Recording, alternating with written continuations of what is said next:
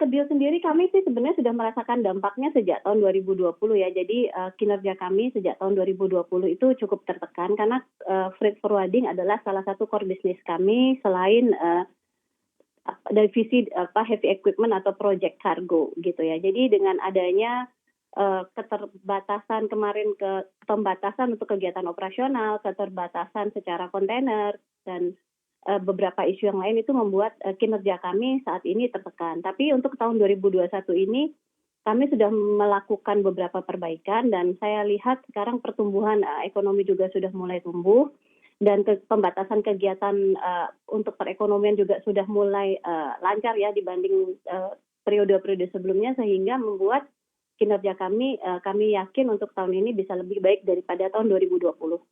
Mhm. Oke, peningkatannya seberapa besar perbaikannya, Bu? Kami sih berharap di, akhir tahun ini kami bisa mencatatkan peningkatan sekitar 20-25% ya dibanding tahun lalu untuk Mhm. revenue-nya.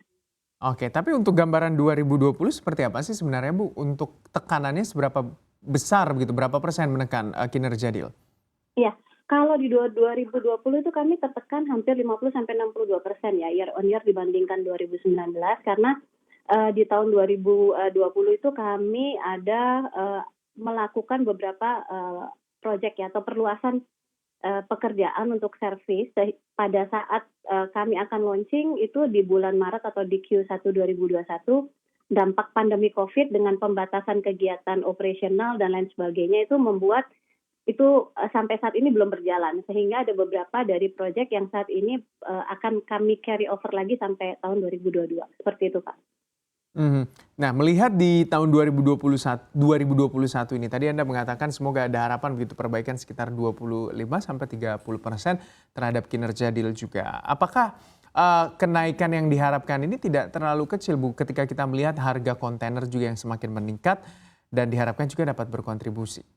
Gini, kalau dilihat dari harga kontainer ini kembali lagi saya sampaikan karena itu terkait dengan ketersediaan di shipping line ya. Saat ini banyak, dari klien kami lebih memilih untuk menunggu untuk, harga lebih, stabil kalau memang itu mereka bentuknya, untuk, planning manufacture di, tahun ke depan atau produknya itu masih bisa digeser pengirimannya di tahun ke depan seperti itu. Nah saat Mhm. ini sebenarnya kami, untuk meningkatkan atau diversifikasi kegiatan, usaha kami gitu kan, selain dari ekspor sebenarnya kami lebih, meningkatkan di, domestik sendiri karena pengiriman di domestik antar pulau itu sebetulnya juga, potensinya cukup sangat besar gitu.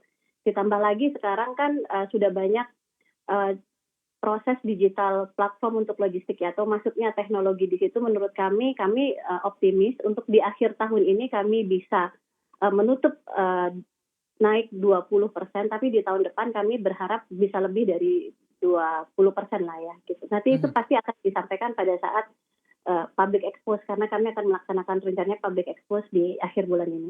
Oke, di tahun 2022 mendatang apa sih, Bu, yang Anda lihat akan menjadi tantangan terbesar untuk sektor shipping dan juga logistik dan untuk deal sendiri juga seperti apa rencana di 2022 mendatang?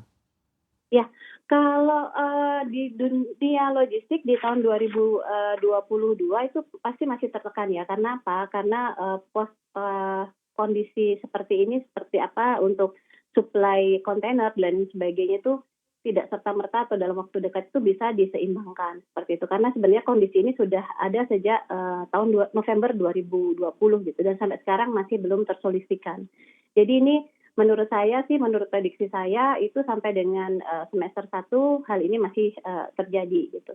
Dan untuk Mhm. deal sendiri untuk, menyikapi, tertekannya dari satu, unit bisnis gitu kan, yaitu di freight forwarding, kami sekarang sedang, melakukan suatu kajian emerging business atas, model integrated logistic service, di mana di sini kami akan memberikan value added, kepada pelanggan kami untuk, meng-handle barangnya dan mendistribusikannya ke, distributor-distributor atau retail, mereka gitu.